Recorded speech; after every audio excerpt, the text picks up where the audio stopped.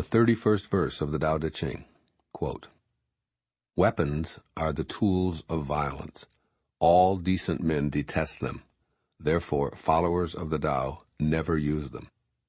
Arms serve evil. They are the tools of those who oppose wise rule. Use them only as a last resort. For peace and quiet are dearest to the decent man's heart, and to him even a victory is no cause for rejoicing. He who thinks triumph beautiful is one with a will to kill, and one with a will to kill shall never prevail upon the world. It is a good sign when man's higher nature comes forward, a bad sign when his lower nature comes forward. With the slaughter of multitudes we have grief and sorrow. Every victory is a funeral. When you win a war, you celebrate by mourning." Unquote. Living without weapons. The 31st verse of the Tao Te Ching unequivocally states that implements of violence serve evil. Lao Tzu clearly knew that weapons designed to kill are tools of futility and should be avoided if you choose to live according to the principles of the Tao. This includes the design, production, marketing, distribution, and of course the use of weapons in the business of killing. The Tao is about life. Weapons are about death. The Tao is a creative force. Weapons are about destruction. Humanity has failed to learn this profound teaching of the Tao Te Ching, which was written when weapons consisted mainly of bows and arrows, spears, hatchets, and the like. From his position as an observer and a being of divine wisdom, Lao Tzu recognized that there's no victory in any activity where killing takes place. Why? Because all people, regardless of their geographic location or belief system, are connected to each other by their originating spirit. We all come from, retain, and return to the Tao. When we destroy each other, we're destroying our opportunity to allow the Tao to inform us, to flow freely in and through the form we're in. What appears to our ego to be a victory to celebrate is really a funeral, a time to mourn. Lao Tzu reminds us that taking pleasure in winning a battle is aligned with an ego's will to kill. The Tao has only a creative, nurturing, and loving will. On this physical plane, our highest nature expresses itself through the precepts of the Tao, while our lowest nature expresses itself by engaging in the business of killing. The written history of humankind involves wars as far back as it can go, and we measure our supposed march toward civilization by the sophistication of our weapons. We've advanced from simple spears used in close individual combat to bows and arrows that kill from a short distance, rifles and explosive devices that execute from farther away, and bombs that decimate when dropped from the air. We've reached the level where we have to invent terms like megadeath and weapons of mass destruction to describe our current ability to annihilate millions of people and other life forms with one nuclear blast. The current level of presumably enlightened sophistication means that we have the capacity to destroy all life on our planet with the weapons we've amassed. This perilous state has emerged because we've ignored the basic tenet of the Tao Te Ching, particularly as stressed in the infinite wisdom of this verse.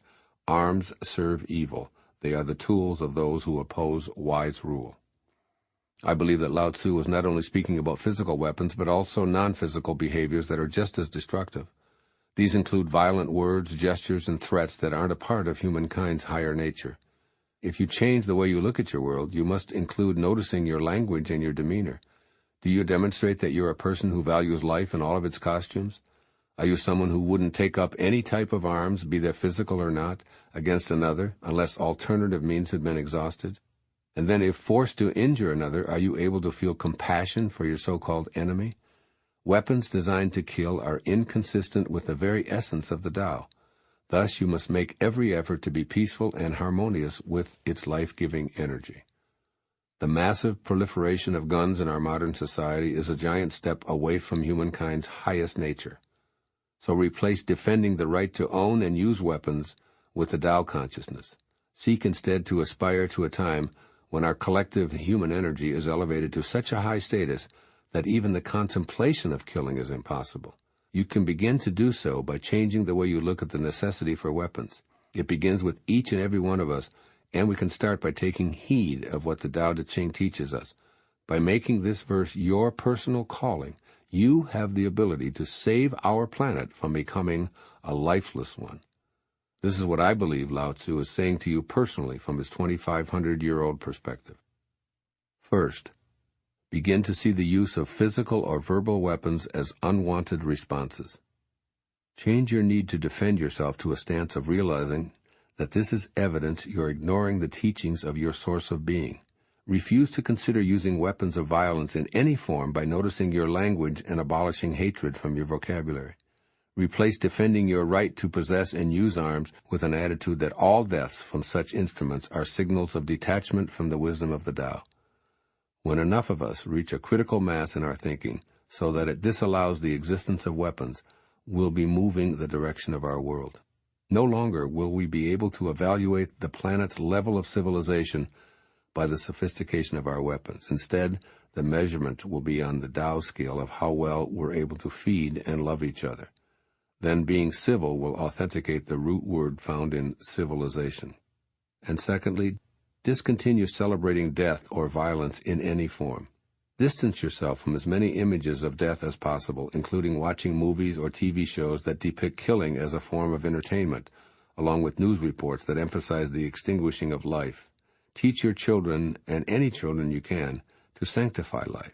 Encourage them not to take pleasure in the demise of so-called enemies, terrorists, or insurgents. All of these kinds of death, be they on a battlefield or an urban street, are evidence of our collective will to kill. And don't demonstrate hatred and outrage. Rather, teach yourself and others that every victory accomplished with weapons is a funeral that should be mourned. Here are some sensitive lines from St. Thomas Aquinas, a holy man who attempted to teach us what Lao Tzu offered in this verse of the Tao Te Ching. Quote, "How is it they live for eons in such harmony, the billions of stars? When most men can barely go a minute without declaring war in their mind against someone they know. There are wars where no one marches with a flag, though that does not keep casualties from mounting. Our hearts irrigate this earth. We are fields before each other. How can we live in harmony? First we need to know we are all madly in love with the same God."